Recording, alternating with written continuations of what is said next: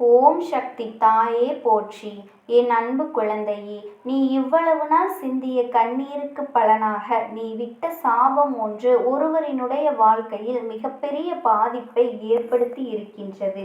ஏனென்றால் என் அன்பு குழந்தையின் சாபத்தை உன் தாயானவள் இன்று நான் பழிக்கும்படி வைத்திருக்கின்றேன்.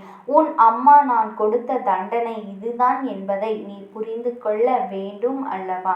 இது அனைத்துமே உன் கண்ணீருக்கு நான் அந்த இடத்தில் கொடுத்த பதிலடி ஆகும் என்பதனை நீ புரிந்து கொள்ள வேண்டும். பதிலடி என்பது அவர்கள் வாழ்க்கையில் மிகப்பெரிய தாக்கத்தை ஏற்படுத்தி இருக்கின்றது. இது உனக்கான பதிவாகும். என் செல்ல குழந்தையே, உனக்கு வாழ்வில் மிகப்பெரிய ஒரு துயரத்தை எல்லாம் கொடுத்த நபர்களுக்கு இன்று நான் அவர்களுக்கு தக்க பதிலடி கொடுத்து விட்டேன் என்பதை நீ மறந்து விடாதே. அதனால் என் வாக்கினை நீ முழுவதுமாக கேட்டு கூடிய விரைவில் ஒரு நல்ல முடிவை நீ எடுக்க வேண்டும்.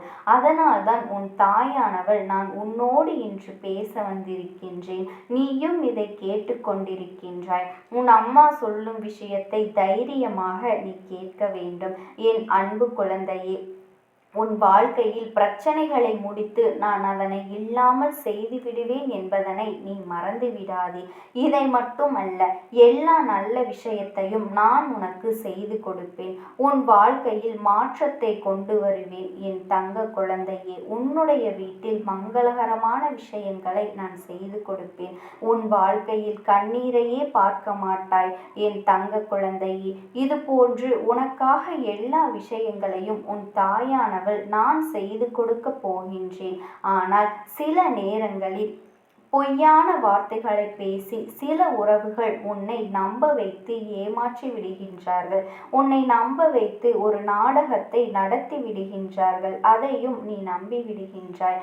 என் அன்பு குழந்தையே, நீ முழுமையாக நம்பி உன் வாழ்க்கையை நீ தொலைத்துவிட்டு இறுதியாக நிற்கதியாக நீ நின்று கொண்டிருக்கின்றாய் அல்லவா? ஆனால் என் அன்பு குழந்தையே, இதையெல்லாம் ஒரு நாள் தெரிய வரும் தருணத்தில் வாழ்வா நரகமா என்ற ஒரு வாழ்க்கையை நீ வாழ்ந்து கொண்டிருக்கின்றாய். அன்று அந்த நபருக்கு நீ சாபம் விட்டது ஞாபகம் இருக்கின்றது அல்லவா?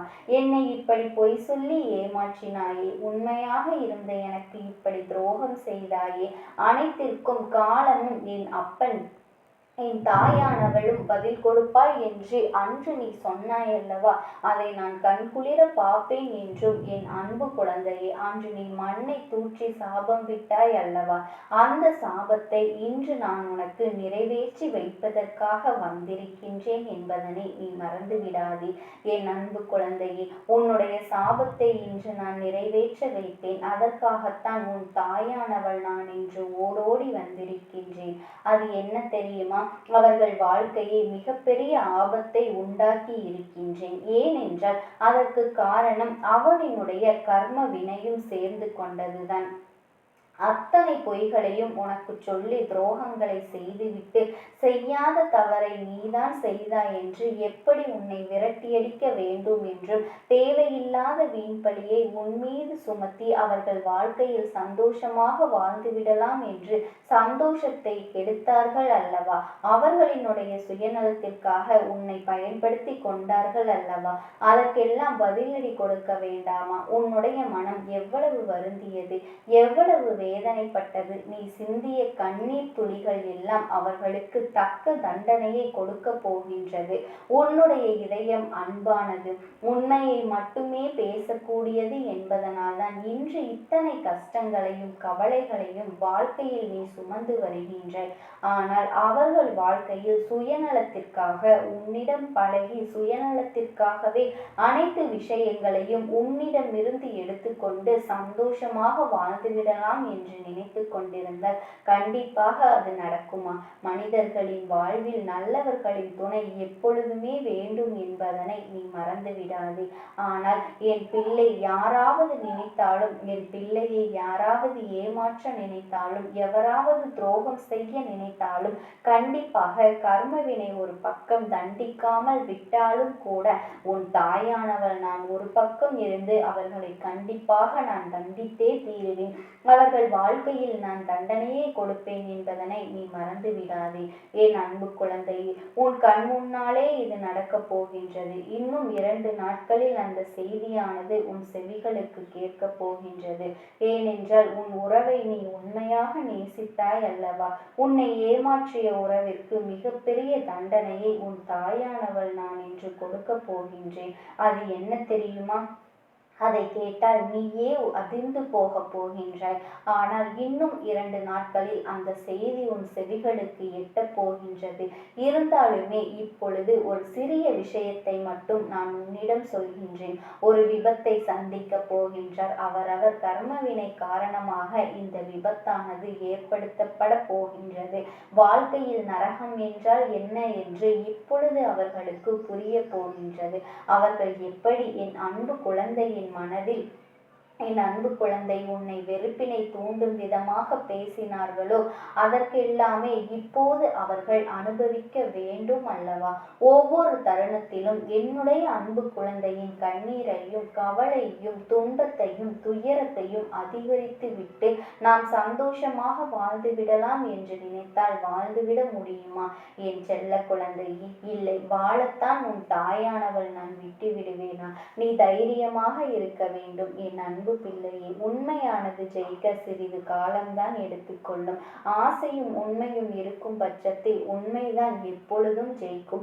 உன்னுடைய அன்பானது புரிந்து கொள்வதற்கு அதை பெறுவதற்கும் அவர்களுக்கு தகுதியே கிடையாது என் செல்ல குழந்தையே. ஆனால் இப்பொழுது நீ சரியான முடிவினை எடுக்க வேண்டும்.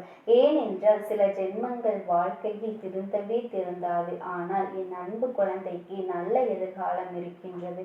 அவர்கள் இனிமேல் உனக்கு வேண்டாம். உன் சாபத்தை பெற்றவர்கள் வாழ்க்கையில் முன்னேற முடியாது. ஏனென்றால் அவர்கள் எண்ணம் போலதான் அவர்களும் வாழ்க்கையில் அனைத்து மாற்றங்களும் நடக்கப் போகின்றது.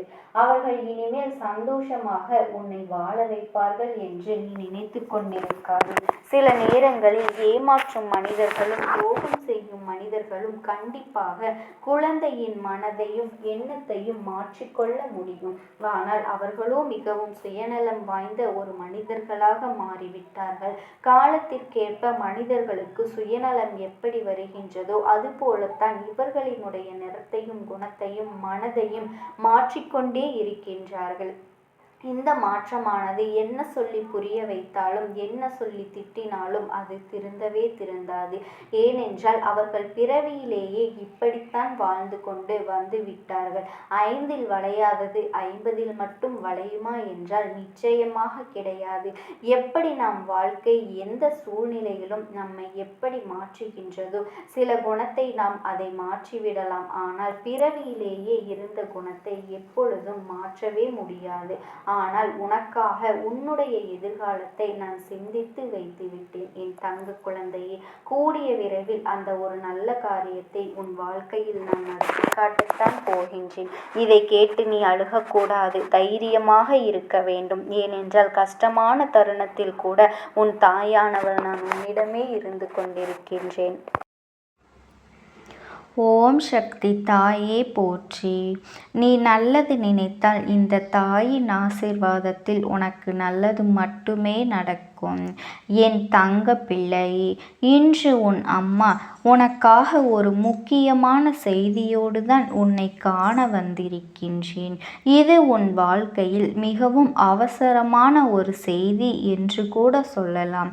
செய்வினை கட்டுக்குள் அவிழப்போகின்ற நேரம் வந்துவிட்டது என் குழந்தை. இன்று உன் அம்மா என்னை நீ தவிர்த்து செல்வாயானால் நிச்சயமாக உன்னுடைய இல்லத்தில் உன்னையும் தீவினைகள் ஆட்சி செய்யும். தீய சக்திகள் உன்னை விட்டு விலகி போகாது என்பதை மறந்துவிடாதே. இந்த நேரம் இந்த சூழ்நிலையை எல்லாம் நீ உணர வேண்டிய கால நேரம் கைகூடி வந்திருக்கின்றது. செய்வினை கட்டுக்குள் வாழ்க்கையை எப்பொழுதுமே இதிலிருந்து நமக்கு விடுதலை பிறக்கும். எப்போது இதிலிருந்து தெளிவு கிடைக்கும் என்று தெரிவதறியாமல் எதிர்பாராமல் அங்கும் இங்குமாக என் குழந்தைக்கு அத்தனையுமே ஒன்று சேர கிடைக்கக்கூடிய தருணம் வந்துவிட்டது அல்லவா? எப்போதும் நம் வாழ்க்கையில் இந்த பிரச்சனைகள் தனக்காக மாறப்போகின்றது என்பதை என் குழந்தை நீ புரிந்து கொள்ள வேண்டிய கால நேரம் கைகூடி வந்துவிட்டது. இத்தனை விஷயங்களையும் கடந்து இந்த வாழ்க்கை உனக்கு கொடுக்கக்கூடிய ஒட்டுமொத்த நன்மைகளையும் நீ ஒன்று சேர வேண்டிய கட்டாயம் உனக்கு இப்பொழுது வந்துவிட்டது. என்ன நடக்கின்றது, ஏது நடக்கின்றது என்று சொல்லி என் குழந்தை நீ வருத்தப்பட்டு கிடந்ததெல்லாமே போதும். உன் அம்மா நான் அல்லவா இப்பொழுது நல்ல செய்தியை கொண்டு வந்திருக்கின்றேன். தரக்கூடிய இந்த செய்தியினால் உன்னுடைய வாழ்க்கையில் உன்னை ஆட்டி படைத்த தீவினை சக்திகள் அத்தனையும் திரும்பி ஓட்டமெடுக்கும். அது மட்டுமல்லாமல் இனி ஒரு பொழுதும் உன்னை நெருங்கிவிடாது.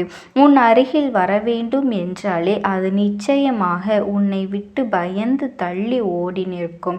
அம்மா துணை நிற்கின்ற ஓரிடத்தில் தீவினைகள் ஏதும் ஒன்றுமே செய்யாது. செய்வினை கட்டுக்குள் எப்படி உள்ளே இருந்து என் குழந்தை இதற்கெல்லாம் காரணம் நீதான். நீ செய்த விஷயங்கள் தான் இந்த தீவினைகளையும் சேவினைகளையும் உன்னுடைய இல்லத்திற்குள் அத்தனை சுலபமாக நுழைய விட்டுவிட்டது.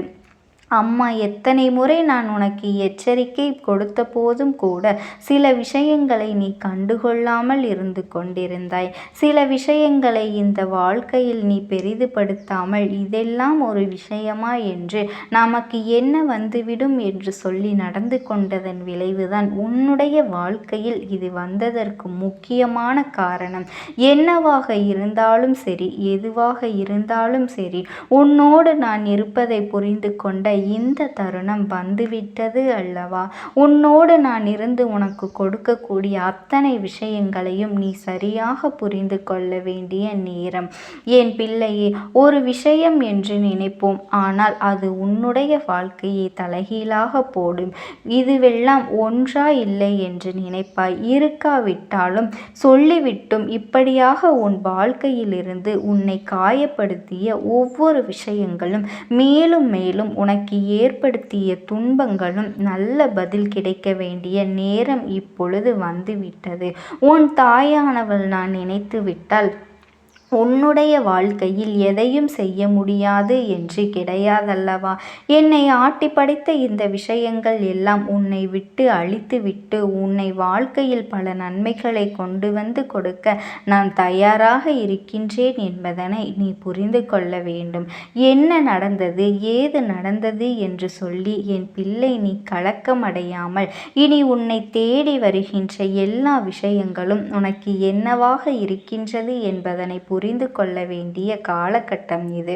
உன்னை இத்தனை நாளும் நீ இருந்து கொண்டிருந்த இனி உனக்கு நடக்க போகின்ற நல்ல விஷயங்களை நினைத்து பெருமகிழ்ச்சியோடு இரு. உன்னோடு நான் இருக்கும் பொழுது உனக்கு இந்த உலகத்தை இனி உச்சகட்ட அன்பையும் கொடுக்கும் என்பதனை நீ மறந்துவிடாதே. எதையும் நினைத்து வாழப்போகின்ற இந்த தருணத்தில் அம்மா உனக்கு சொல்லக்கூடிய விஷயங்கள் ஒவ்வொன்றுமே உன் வாழ்க்கையில் உனக்கு மனதில் பதிய வேண்டும். செய்வினை கட்டுக்குள் படைத்த இந்த நாளில் இன்று இந்த நல்ல நாளில் உன்னுடைய குலதெய்வத்தையும் உன்னுடைய இஷ்ட தெய்வத்தையும் வழிபட வேண்டிய நாள் அல்லவா?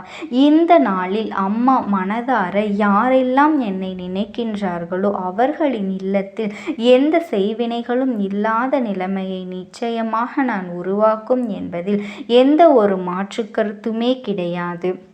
என் செல்ல குழந்தையே, அம்மா நான் தரும்போதே அதனை நீ பெற்றுக்கொள்ள வேண்டும். நான் ஒரு விஷயத்தை உனக்கு கையில் ஒப்படைத்து என்னவென்று நீ மீட்டெடுத்து விட வேண்டும். இல்லாதது போனால் உன்னை சுற்றி அறியாமல் நிச்சயமாக ஆபத்தில் கொண்டு வந்து சேர்த்துவிடும் என்பதனையும் நீ மறந்து விடாதே.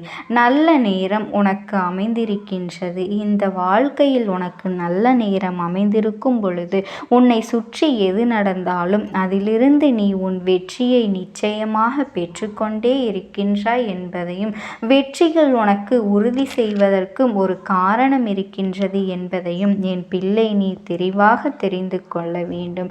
எதுவுமே அறியாத என் குழந்தை, வெள்ளந்தியான மனம், யார் என்ன செய்தாலும் யார் என்ன சொன்னாலும் அதனை உண்மை என்று நம்பிவிடுகின்றாய் அல்லவா? உன்னுடைய மனது இப்படிதான். ஒரு காலத்தில் நீ இருந்து கொண்டிருந்தாய். ஆனால் உனக்கு தான் பக்குவப்படுத்தி எதுவுமே என்னவென்று பார்க்கக்கூடிய ஒரு நிலையை நான் உன் தாயானவள் உன் வாழ்க்கையில் நான் உனக்காக கொண்டு வந்திருக்கின்றேன். நடக்கின்ற ஒவ்வொரு விஷயங்களையும் நாம் சரியா தவறா என்று பார்க்கின்ற அளவிற்கு உனக்குள் நல்ல மாற்றத்தை நான் தந்திருக்கின்றேன் அல்லவா? இத்தனை நாளும் இதனை நீ எல்லாவற்றையும் கடந்து நீ உன் நம்பிக்கையை ஒன்று சேர உறுதியாக பெற்றுக்கொள்ள தயாராகி விட்டாய் என்றால் இனி எந்த நேரமும் உனக்கு இந்த வாழ்க்கையில் பொன்னான நிமிடங்கள் உருவாக்கி கொடுக்கும் என்பதனை நீ மறந்து விடாதே. நான் இருந்து உனக்கு எதையெல்லாம் கொடுத்து விட்டோனோ, நான் இருந்து உன் வாழ்க்கையில் எதெல்லாம் நடக்கும் என்கின்ற உத்திரவாதத்தினை தந்துவிட்டேனோ அதையெல்லாம் நீ சரியாக பெற்றுக்கொள்ள வேண்டும் அல்லவா என் பிள்ளையே? நம்பிக்கை கொண்ட உனக்கு இந்த வாழ்க்கையில் ஒன்று சேர கொடுக்கும் அல்லவா? நம்பிக்கை கொண்ட உன் மனதில் இந்த வாழ்க்கை அத்தனை நல்ல விஷயங்களையும் நிச்சயமாக நல்லபடியாக தந்துவிடும் அல்லவா? அது போதும். இனிமேலும் என் பிள்ளை எதற்காகவும் வருத்தப்பட்டு நிற்க வேண்டாம், எதற்காகவும் வேதனைப்பட்டு நிற்க வேண்டாம். அம்மா செய்வினை கட்டுக்குள்ளிருந்து எப்படி உன் இல்லத்திலிருந்து தூக்கி எறிய போகின்றேன் என்று யோசிக்கின்றாய் அல்லவா? அமைதி கொடுக்கவில்லை. உனக்கு இருந்த எதிர்மறையான எண்ணங்களும் நீ செய்த சில தவறுகளினாலும் இவை உன் இல்லத்திற்குள் எளிதாக நுழைந்து விட்டது. முதலில் ஒரு விஷயத்தை நீ புரிந்து கொள். செய்வினை ஒருவரை எளிதாக நுழைத்து அவர்களின் மனதை காயப்படுத்துகின்றது என்றால் நிச்சயமாக அந்த இடத்தில் என்ன இருக்கின்றது என்று முதலில் நீ புரிந்து கொள். ஏதோ ஒன்று அவர்களின் மனதிற்குள் நிறைவதற்கான இடத்தை கொடுத்திருக்கின்றது என்றுதான் அர்த்தம். அப்படி அவர்களுக்கான எந்த ஒரு விஷயத்தை அவர்களுக்கான இடத்தை உனக்குள் இருந்த எதிர்மறையான எண்ணங்கள் நமக்கு நடக்காது, நமக்கெல்லாம் வாழ்க்கையில் எதுவுமே சாத்தியமில்லை, நாம் வாழ்க்கையில் இதுவெல்லாம் ஒருபோதும் நன்மைப்படுத்தாது என்பது போல நீ எண்ணிய எண்ணங்கள் உன் வாழ்க்கையில் உனக்கு கிடைப்பதை கூட நீ இல்லை என்று மறுத்து நான் உன்னை இந்த அளவிற்கு வேதனைப்படுத்தி இருக்கின்றது என்பதையும் மறந்துவிடாதே என் குழந்தையே. நல்ல நேரம் உனக்கு வந்துவிட்ட பிறகு இந்த வாழ்க்கையில் உன்னை தேடி வருகின்ற உண்மைகளுமே உன்னை பக்குவப்படுத்தி கொண்டே இருக்கும் என்பதனை நீ புரிந்து கொண்டால் உன்னை சுற்றி நான் வருவது உனக்காகத்தான் இருந்து கொண்டிருப்பதும் உன்னை நிச்சயமாக இனியும் இந்த வாழ்க்கையிலிருந்து நல்லபடியாக விலக்கி வைக்கும் என்பதனை என் குழந்தை நீ புரிந்து கொள்வாய். சரியான நேரம் உனக்கு வந்துவிட்டது அல்லவா? சரியான சந்தர்ப்பங்கள் இந்த வாழ்க்கையில் உனக்கு கிடைத்துவிட்டது. எல்லையற்ற மகிழ்ச்சியும் எல்லையற்ற அன்பையும் இந்த வாழ்க்கை உனக்கு கொடுத்த இந்த நேரத்தில் நீ அத்தனை உண்மைகளையும் ஒன்று சேர பெற்றுக்கொள்ள முன்னே வந்திருக்கின்றாய். அப்படி என்றால் நிச்சயமாக உன்னோடு நான் இருக்கின்ற இந்த நேரம் நீ உணரத் தொடங்கிவிட்டாய் அல்லவா? அம்மா உனக்கு நேர்மறையான எண்ணங்களை கொடுத்து விட்டேன் என்றுதான் அர்த்தம். என் குழந்தையை சரியான கட்டத்தில் நீ நின்று கொண்டிருக்கின்றாய். இந்த நேரத்தில் நீ நினைத்தால் இந்த தீய சக்தியை உன்னால் விரட்டியடித்துவிட முடியும். என் தங்க குழந்தையை எப்படி என்று கேட்கின்றாயா? அதற்கெல்லாம் நீ செய்ய வேண்டியது ஒன்றே ஒன்றுதான். உன் மனதில் நேர்மறையான சிந்தனைகளையும் நம்பிக்கையையும் கொள்வதோடு மட்டுமல்லாமல் உன்னுடைய இல்லத்தில் தெய்வ சக்தி நடமாட்டத்தை அதிகப்படுத்தி உன் இல்லத்தின் பூஜை அறையில் தீபத்தை ஏற்று என் பிள்ளையை மனதார தெய்வத்தை வணங்கினால் நிச்சயமாக உன் இல்லத்திற்குள் எந்த ஒரு தீய சக்தியும் இருக்கவே முடியாது. ஓம் சக்தி, ஓம் ஆதிபராசக்தி.